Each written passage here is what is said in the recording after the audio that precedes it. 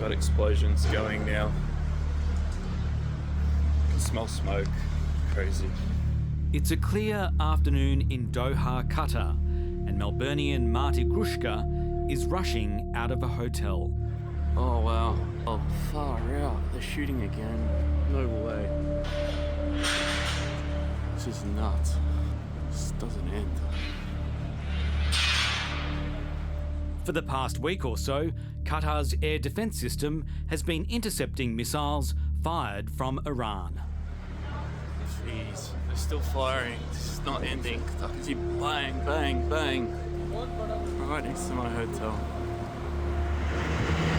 Jeez. Boom, boom. What is that?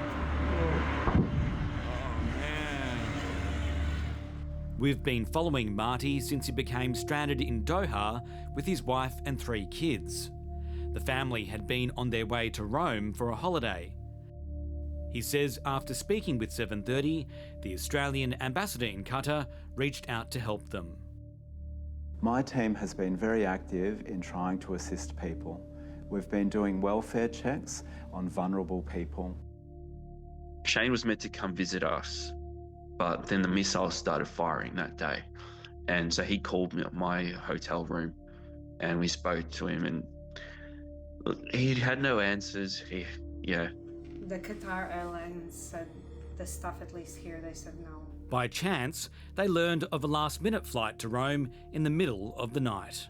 So you have 10 minutes to pack your family, 3 kids, wake up your husband 4 o'clock in the morning, and then fly to Rome. Hotel staff were helping us pack. We're just throwing things in the bag. The whole flight, I'm just looking at the map to make sure that we're not circling back or anything like that. It was, I'm smiling and laughing about it, but at the time I was bawling my eyes out on the airplane when we took off. Like, I'm just crying, and it was unreal. This is it.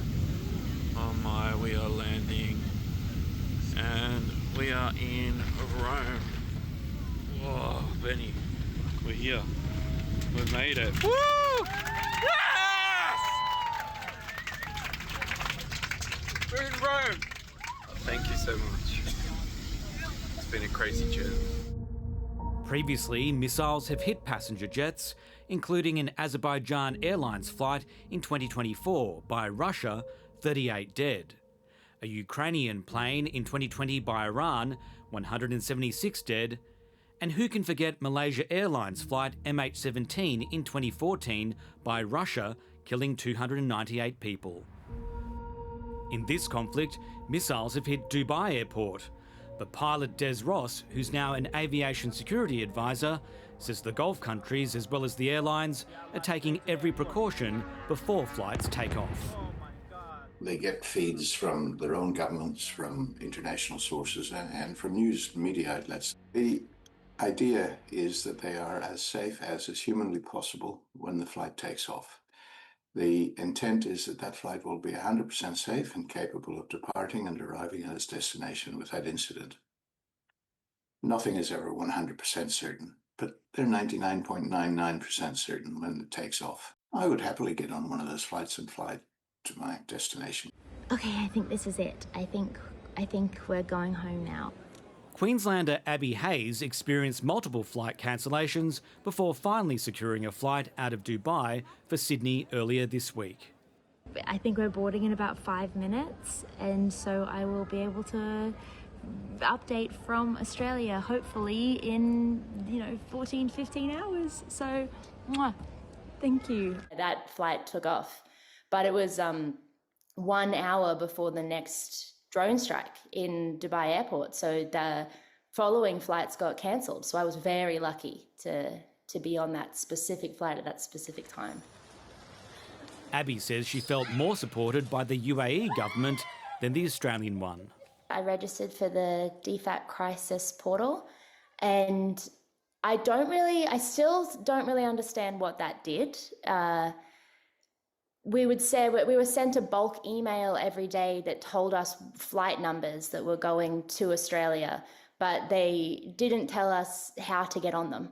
and they didn't tell us if we were going to have to pay or, you know, what the phone number was. I wouldn't rely on the government to get you out. I think that the UAE government did an absolutely incredible job of handling this crisis, of air defence as well.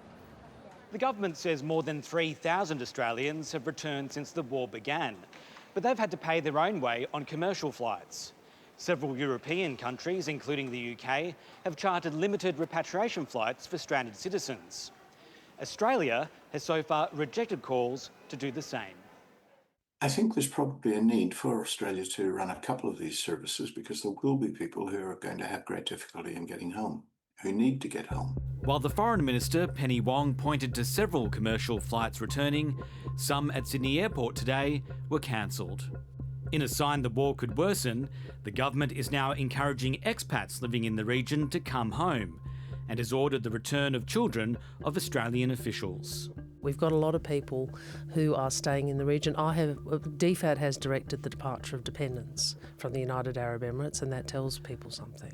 I'd like to see them get on those flights to Perth and more flights happening back to Australia from the Middle East. That's what I'd like. And get them to safer airports, if that means Riyadh or other places. Get them to a safe airport and get them out of there. That's what I'd like to see for other Australians stuck.